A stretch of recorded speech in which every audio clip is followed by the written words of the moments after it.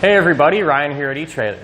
Today on our 2020 Lexus NX 300, we're going to be taking a look at and showing you how to install the CURT Class 2 trailer hitch receiver.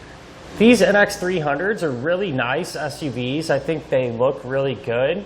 And so if I had one and was wanting to put a hitch on it, I think the first thing to come to my mind would be how the hitch is going to look on the back of it. Well, to be honest with you, even though this one is pretty much visible, once the Lexus is on the ground, you're really not going to see too much of it. The hitch kind of swoops back and stays out of sight. And here at the front, we're going to have our receiver tube opening and our safety chain openings, which don't look too bad actually. And one thing I do like about the CURT is the fact that it has this real nice black powder coat finish. So many of our customers that end up with a Class 2 hitch seem to primarily be using them for folding accessories like bike racks. And to be honest with you, this one should work out really well for that. It's going to give us some really good clearance. So what I mean by that, the end of the receiver tube opening is going to be pretty much flush with our back bumper. So that should give us a ton of room to be able to have that folding accessory in here, swing it upright into that stored position, and not have to worry about making contact with the back of our Lexus. It's something you definitely don't want to do. I will say, if that's your intention and you're looking for a good bike rack that'll pair up nicely, one I do like is the Thule Helium Pro. It's really modern looking, extremely functional, and really lightweight. So this hitch is going to have that 1¼ by 1¼ receiver tube opening, and it also has a reinforced collar, not only for extra strength, but I think it kind of gives the hitch a more finished or complete look. I think it looks pretty good. It's going to have the 1/2 inch size pinhole. Now keep in mind, a pin and clip does not come included, but if you need one, you can find it here at eTrailer.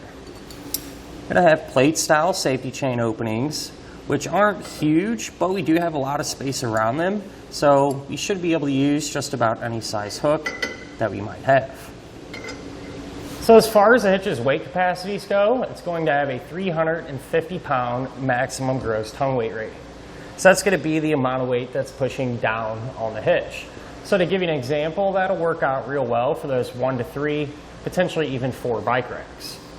As far as the maximum gross trailer weight rating goes, it's going to be 3,500 pounds. And that's going to be the amount of weight that's pulling on the hitch. So that's the weight of your trailer plus anything that you might have on it.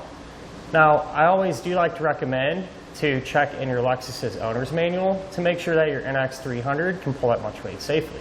Now I'm going to give you a couple of measurements, and you're going to use these to help figure out which hitch-mounted accessories to get. From the ground to the top inside edge of the receiver tube opening, it's going to be about 13 inches. So if you do plan on doing some light-duty towing, I would suggest getting a ball mount with a rise. From the center of the hitch pin hole to the edge of the rear bumper, that's going to be about 3 inches. And you're going to use that measurement to help figure out that if any folding accessories you might have can be stored in the upright position without contacting the bumper. But at the end of the day, a pretty good looking hitch that's going to get the job done and allow you to do them things that you enjoy. Now as far as the installation goes, I think it's something you can definitely do yourself. Really not a whole lot to it. So it shouldn't take you a whole lot of time or give you too many headaches. To begin our install, we're going to be working underneath the back of our Lexus, and what we're going to need to do is lower our exhaust. So just to help give it a little bit of support and help us control how far and how fast we let it down, I'm going to take a strap, just run it from side to side, and that'll help keep everything together and stop it from coming down so fast. To get our exhaust down, we're going to have a total of 3 rubber exhaust hangers like this. To get these removed, you want to spray them down with some lubricant or even some soapy water. Then we're going to take a pry bar and just pry the rubber hanger off of the metal portion. There's one identical to this on the other side of our car, so we'll take that one off as well. And then we're going to have one here in the center. So same deal, we're just going to use that pry bar. You can even use a big screwdriver to kind of work that hanger off. And once we get that last hanger removed, we can loosen up our strap a little bit, and that'll give our exhaust some wiggle room. And it'll only give us a couple inches. I don't think that's going to be sufficient enough to allow our hitch to slide up into place. And what's hanging our exhaust up is these little trim rings. So what I'm going to do is remove that trim ring on each side, and that'll allow our exhaust to come down even further. These trim rings are held in place by 4 10mm bolts, so one in each corner, and I'll pull them out using a 10mm socket.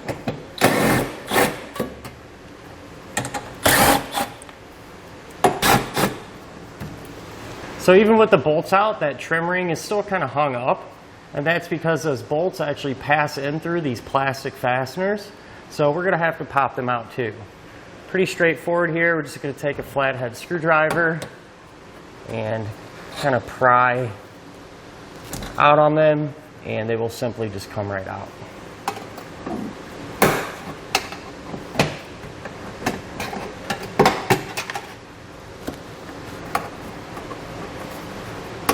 So once you have them removed, you can kind of push back on it and slide it out of the way. So I'm going to repeat the same process over on the other side. So with all that done, now we can lower our exhaust a little bit more, and this will provide us with enough working room now. Now I'd like to point out our attachment points. On each side of our frame rail, we're going to have a total of 2. We're going to have one right here, which is a factory weld nut, and one right here, which is also a factory weld nut. I do recommend to spray down some penetrating oil in there and use a tube brush to kind of clean out any dirt or debris that may be in the holes. I want to mention too, anything we do to this side of the vehicle from this point on, we're also going to do to the other side. So we set up the same way. Now that we have our holes cleaned out, the hardware that we're going to use to secure our hitch will be a bolt and a conical tooth washer. That's going to be the same for all of our attachment points. So the way it's going to work is you want to put the washer on the bolt with the teeth facing up. So the teeth are going to face the hitch once we get it installed.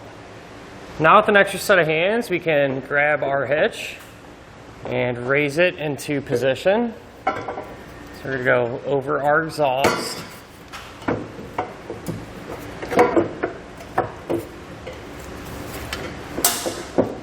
You may have to kind of finesse it in there a little bit.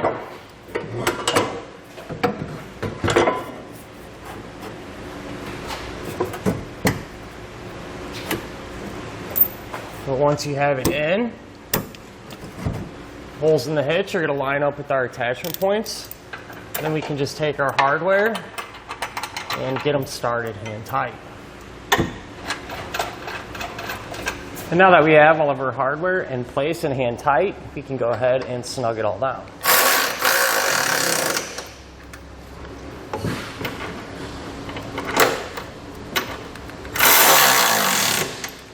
Now we can grab a torque wrench and tighten all the hardware down to the amount specified in the instructions. So at this point, we can get our exhaust raised back up and put our trim rings on. I found that if you take those snap fasteners that we removed earlier and just pop them into this trim piece, it's going to be a little bit easier. But the trick is to get these in is you want to raise up your exhaust, not all the way, but just a little bit. You can then take your trim ring, kind of slide it on, then we're able to kind of lift everything up into position.